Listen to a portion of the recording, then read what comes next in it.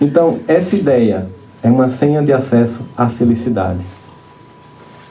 É interessante notar que um dos personagens mais queridos do Evangelho nosso é alguém que não perdeu tempo com culpa. Saulo. É impressionante. Aquele encontro de Saulo com Jesus em Damasco é o protótipo do que Joana chama de trocar culpa por responsabilidade.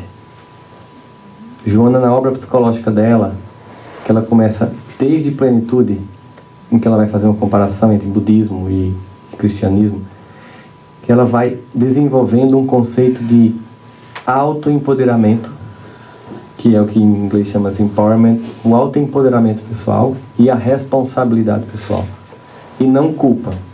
E Saulo é aquele indivíduo que consegue fazer isso com ninguém.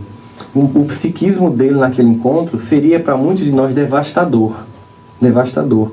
Porque vamos tentar descrever um pouquinho quem era aquele homem. Primeiro, Saulo era o quê dos cristãos? Perseguidor, né? A gente escuta isso, né? A gente chama isso daqui nos Estados Unidos de quê? De politicamente correto, né?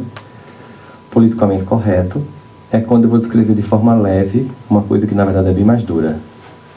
Chico Xavier, em vez de chamar de prostitutas, chamava nossas irmãs que vendem as forças sexuais da alma. Né? Não é mais leve? Em vez de dizer que você foi traído, eu digo que você foi temporariamente obliterado do contrato afetivo. Muito bonito. Dá para aguentar depois dessa? Não, senhora, fica um negócio mais leve. Oh, tão bonito, obliterado do contrato afetivo. Né? Na verdade, dizer que Saulo era um perseguidor de cristão é ser doce. Ele era muito pior que isso. Ele era o que mesmo? Assassino. Ele era um assassino. Em algum momento você fez: Paulo está reunido com Sinédrio para planejar como expulsar Roma da Judeia? Não. Paulo não se preocupava em libertar seu povo, Saulo, aliás, porque Roma desenvolveu uma estratégia inteligentíssima. Ela invadia um lugar, mantinha a elite financeira e religiosa intocável e explorava o povo. Como a elite mantinha seus privilégios, ela não organizava-se para libertar o povo. Certo? Então Paulo fazia parte dos doutores da lei. Herodes era, naquela época, antes quando Jesus estava, um dos reis, né? É um rei fictício de fantoche, porque quem mandava era Pôncio Pilatos, que era o intérprete da Judéia. E Paulo está nem aí para isso. Mulheres violentadas, filhos escravizados, como a gente vê na própria história de Emmanuel, né? Dele mesmo, Paulo e Estevão, a história de Estevão, da irmã de Estevão, Lívia, e a gente vê toda aquela história, aliás, Abigail, toda aquela história narrativa lá, como as pessoas eram tripudiadas, desestruturadas pela invasão, e ele não estava nem aí para isso. Então ele não estava preocupado com o seu povo, ele não estava preocupado com nada, estava matando. Mas ao mesmo tempo, Saulo era um homem que acreditava que o que fazia era certo. E ele era estudioso da Torá. Ele certamente fez o bar mitzvah dele com 12 anos e recitou os 5 livros da Torá judaica, com o seu kippá na cabeça, abrindo aquelas piras e recitando para ser aceito na sinagoga. Paulo era discípulo de Gamaliel, um doutor da lei, extremamente capaz e amoroso. E Paulo era um homem que fazia parte de um povo que aguentou durante séculos e milênios humilhação, invasão e escravidão. Aquele povo foi escravo no Egito, foi escravo na Babilônia e suportou tudo isso através da fala de mais de 16 profetas, com a promessa de que um dia tudo seria compensado, porque Deus enviaria o Messias. Eles suportaram tudo isso em nome de uma promessa. Quando Paulo chega perto de Damasco e escuta a voz de Jesus, certamente somente a vibração de Jesus tocou tão profundamente que ele percebeu que era o Messias. Imagine o que é isso. Você fazer parte de um povo que suportou milênios de escravidão e tortura e invasão, porque havia a promessa de que o Messias viria. Finalmente o Messias veio. E você fazia parte da história do tempo em que o Messias veio. Não só você não percebeu que ele era o enviado, como você matava Quem já tinha percebido isso? Que sentimento tomaria conta de nós? Uma culpa terrível. A gente podia chegar e dizer: Jesus, olha, eu não mereço a sua presença na minha vida. Se aparte de mim. Depois de tudo que eu esperei ao longo de minha vida, você vem, eu não te reconheço, ainda estou matando quem te segue. Não mereço. Ele fez isso? Não. Segundo movimento do psiquismo infantilizado, justificativa. Ele podia se justificar, explicando por que ele não reconheceu Jesus. Ah, mas vamos combinar, você me enganou. Você me enganou porque, assim, estava lá que você viria na honra e na glória da majestade, um senhor de exércitos. Hashtag, você me enganou. Que você nasce numa manjedoura, filho de um carpinteiro, aí tenha paciência. Os sinais vieram trocados. Ele fez isso? Não. Então, Saulo nem se culpa, nem se justifica. Joana de Ângeles vai dizer o seguinte: o ser consciente é aquele que se aceita como se é e se modifica sem cessar. Para isso, nem se culpa, nem se justifica, apenas se transforma. Está vendo que não tem culpa?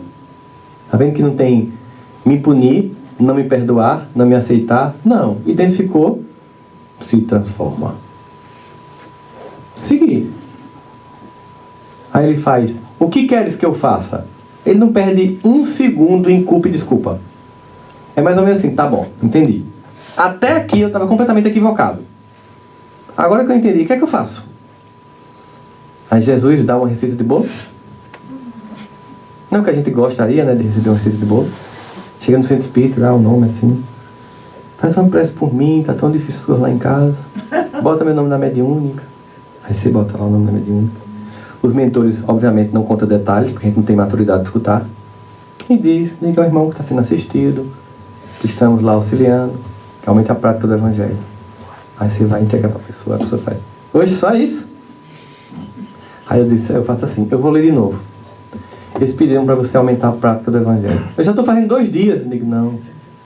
A prática do Evangelho não é aumentar a quantidade de Evangelho lá que você faz. É praticar algumas linhas do Evangelho que você lê há anos. Prática do Evangelho. Porque muita gente que no estudo do Espiritismo pensa que passa pelo que está passando, pelo que fez na outra vida. Como se Deus fosse bem assim, vingativo. Certo? Tipo Zeus. Ai de você. Não. A gente não passa pelo que fez. A gente está passando pelo que está passando, pelo que continua fazendo. Quando deixa de fazer, não passa mais. Simples assim. Mudou a atitude, muda as coisas. Aquela frase que é atribuída a Albert Einstein, mas não é dele, mas é muito verdadeira. É impressionante como as pessoas costumam fazer as coisas do mesmo jeito, esperando resultados diferentes. É uma verdade. Então Paulo, ele não tem receita de bolo. Mas se Jesus quisesse dar uma receita de bolo, funcionaria?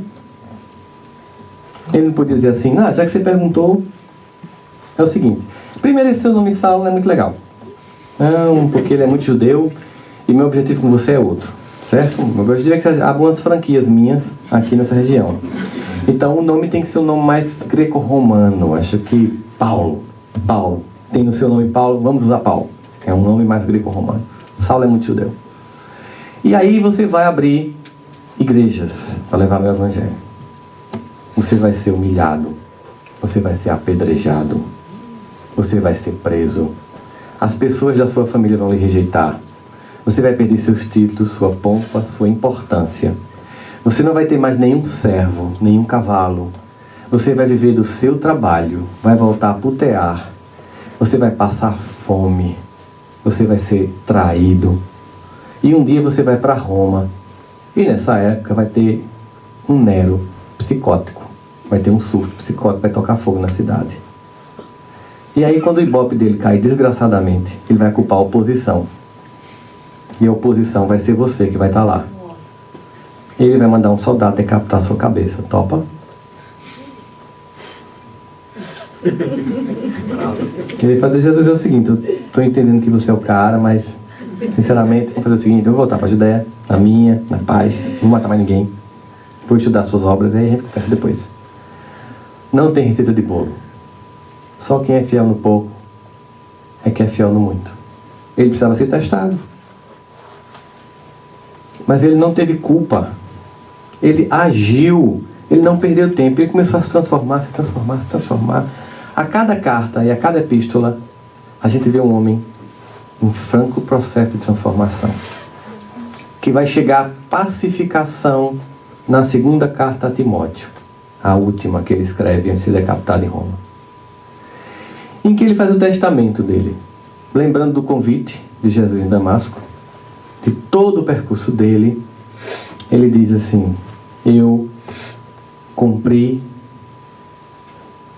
a carreira, mantive a fé. É um testamento de alguém que fez o que era esperado dele. E estava em paz e alegre, porque ele tinha tanta convicção de que ele não seria morto, porque ele era eterno. E no fim ele sabia que estava tão próximo dele ver o Messias, que ele certamente estava libertando-se naquele momento. Isso fruto de um homem que em nenhum momento perdeu tempo com culpa. Pedro também não ficou se culpando depois.